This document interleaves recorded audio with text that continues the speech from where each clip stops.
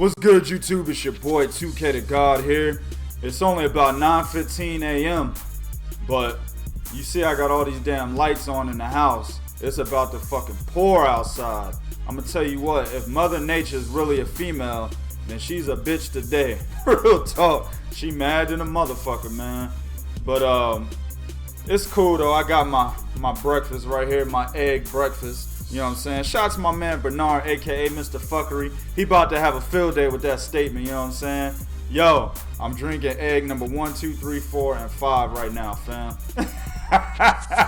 Nah, but this video right here, I wanted to do an update to the video I just did last, talking about the Ryota Murata versus Hassan and Jama-Jikum fight. And I also had mentioned 2 fights on the undercard, where Japan is basically showcasing their younger fighters and putting them on the Naoya Inoue track to become champions with under 15 fights on their resume. And that's gonna be Daigo Higa versus Juan Carlos Navarrete. That fight was at flyweight, and then you had Ken Shiro versus Ganigan Lopez at junior flyweight, right? Now, this is really a recap of the undercard fight. I give you a quick 1-2 about Ryota Murata versus Hassan and Jama-Jikum. Good fight. It was close to the very end, all the way to the scorecards. Murata lost by split decision. Hassan and Jama-Jikum's the new WBA regular champion at 160 pounds. And this is a testament to the 160-pound division, man. We need some niggas in there. We got Jamal Charlo in there, right?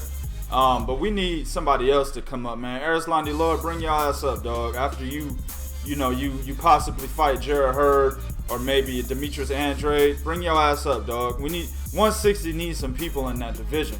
All we really got is Triple G, Daniel Jacobs, and that faggot ass Billy Ho. You know what I'm saying? That's pretty much all we got. And Billy Ho, I'm only mentioning him just because he's a champion. He's still, to me, a B- level fighter.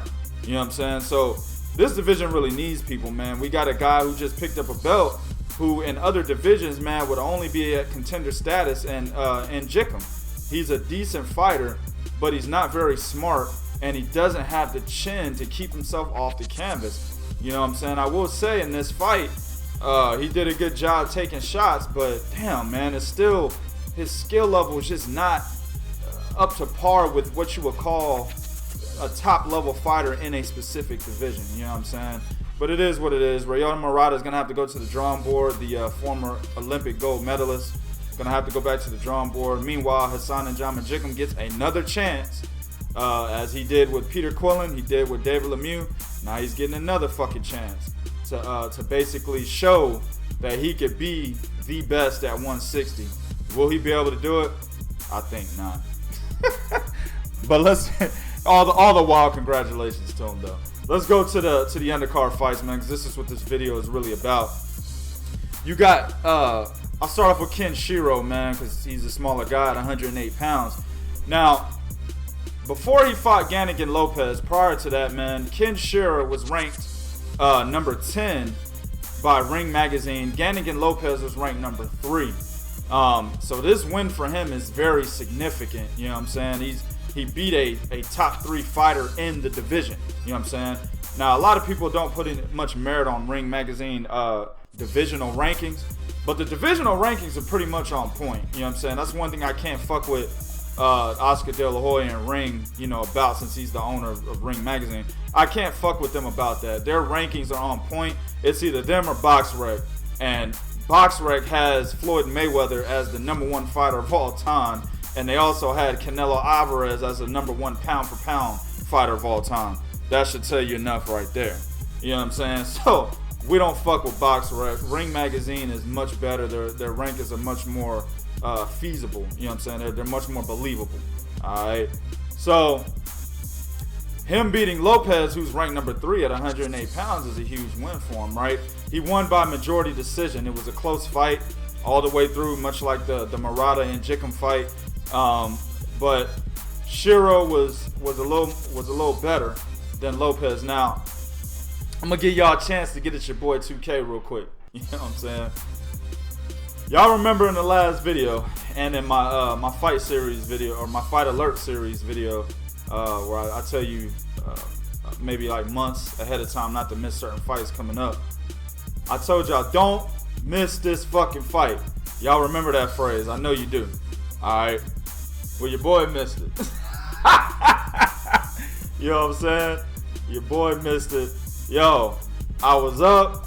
I was talking to my man. Shout out to my man Wilson, aka Willie the Kid. You know what I'm saying? I was talking to him about 4 or 5 o'clock in the morning. Also, shout out to my man from the UK, Everton. I was talking to him as well, aka the Crumpet Man. I was talking to him as well.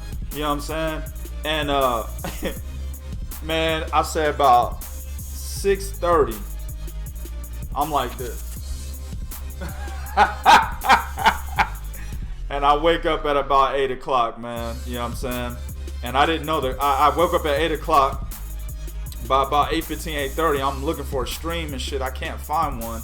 You know what I'm saying? So that's when I look up the fight, and I find out that, you know, the card had already ended. So realistically, man, if you on the East Coast, you have to be looking for a stream at like 7 o'clock in the morning. For us, Central Time, 6 in the morning. Pacific, y'all niggas just got to be up all night, 4 o'clock in the morning, basically, man. That would be like a safe, you know, starting point. You know, because it's hard to figure out what time these fights happen in Japan, because they don't list the times a lot of the time. So, but anyway, I missed the fight, but I got an update from some people that I know, a couple of Japanese cats I fuck with. Also, I seen some articles on the fight, and they said it was a close fight throughout. You know, I've seen Ken Shiro fight. I know how he fights, so I'm gonna say that he used more of his IQ in the ring, and that's why I wanted to talk about these two guys, because they're on the Naoya Inoue fast track, because they're very smart fighters, very similar to Naoya Inoue, right? Inoue is a very good boxer, but one of his biggest things in the ring is his fucking IQ. You know what I'm saying? Hold up real quick. Alright. But it's his IQ, you know what I'm saying? That's kind of under the radar. You see a lot of his physical abilities. You see him knocking cats out that nobody else has ever been able to knock out, even bigger guys. You know what I'm saying? You see that, and that's the first thing that comes to mind, or that's the first thing that you're willing to praise. But if you really break him down in the ring, he's a smart-ass fighter. And that's what it is with Ken Shiro and Daigo Higa, right? So, Gannigan Lopez, man, he had 6 losses, but he had kind of that Orlando Salido, reputation down at the lower weights. And really at the lower weights, man, niggas lose a lot. There's a lot of competition down there, you know what I mean? But he had 6 losses, but he was no journeyman, he was no bum. You know what I'm saying? His last loss was to Pedro Guevara, who is the #1 guy at 108 pounds right now. And that was 2 years ago when he stepped up to fight for his WBC title, right? Then 3 fights later, literally a year later, he fucking captures the WBC title, the same title he fought Guevara for when he decisioned Jonathan Takonin. So he's not a bum fighter. And coming into this fight, of course, he was a WBC champion.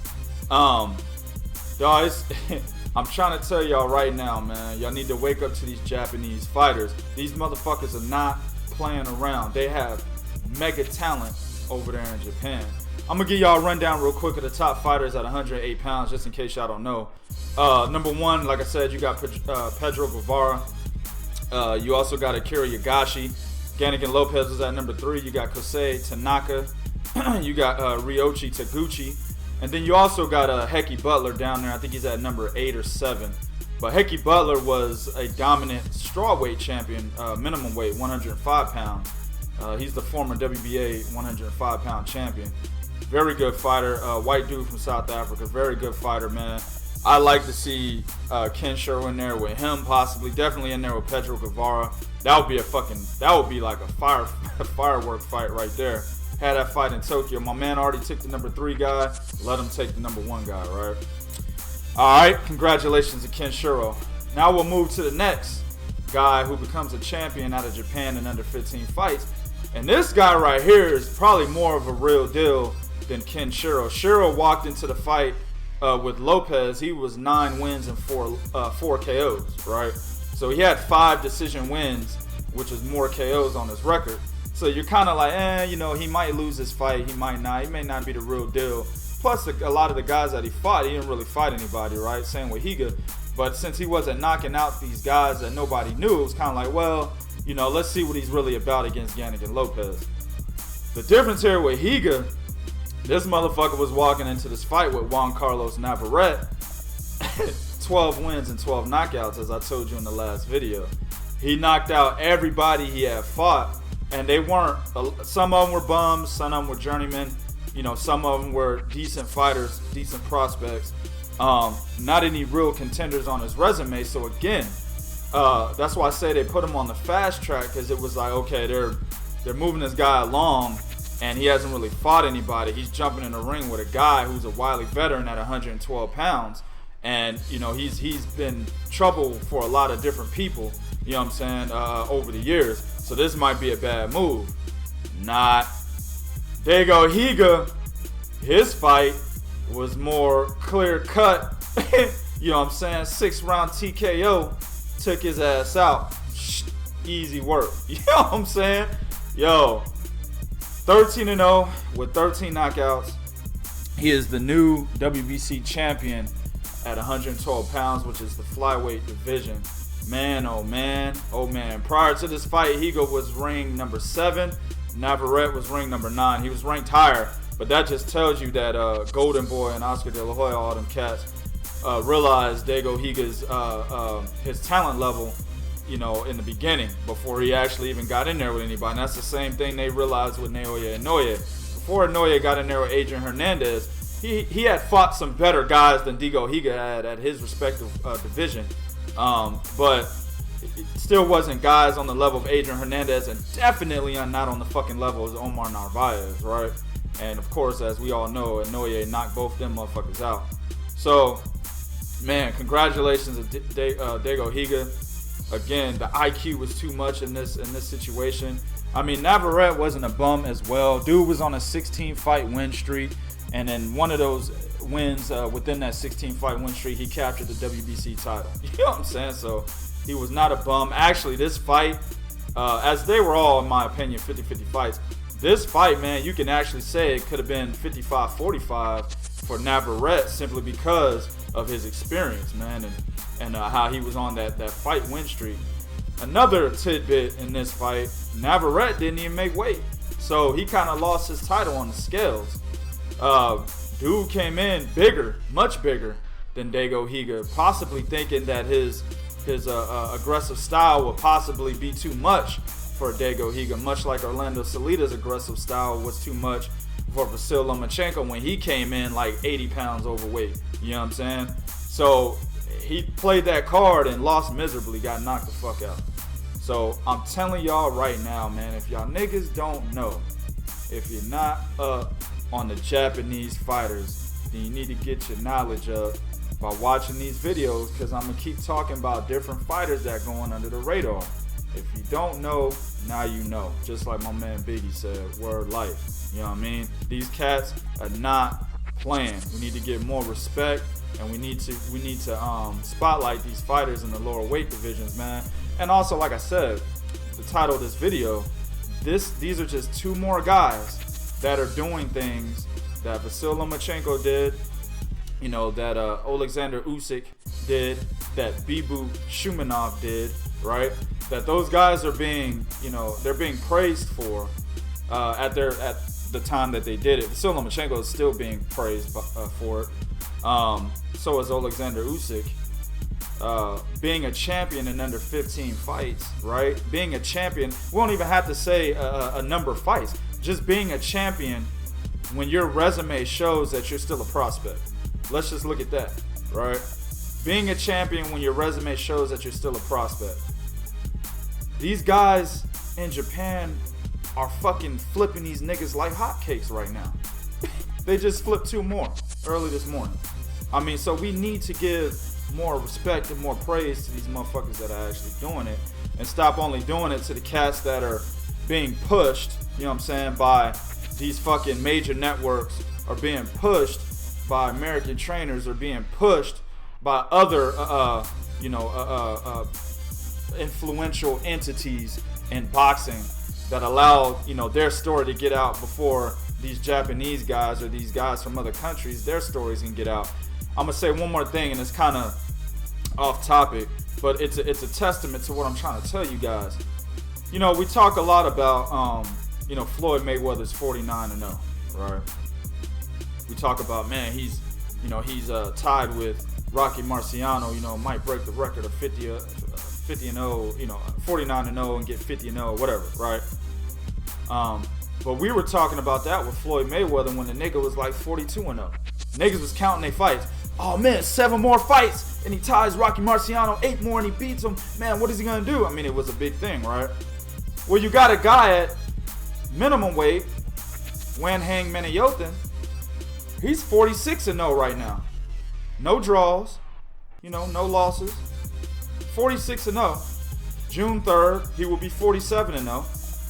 Nobody's talking about him.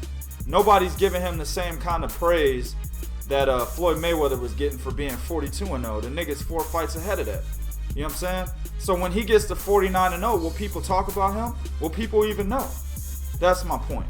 You know what I'm saying? Now I understand Floyd Mayweather's a fucking global icon and he's the best fighter of this era.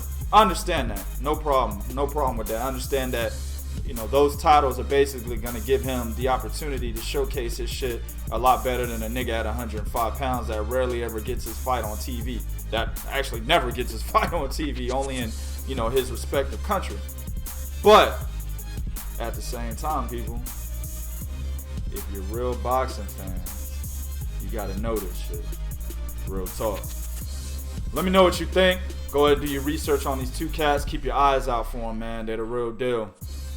YouTube, do what you do in the comment section and be real. This is real talk for real fans. 1.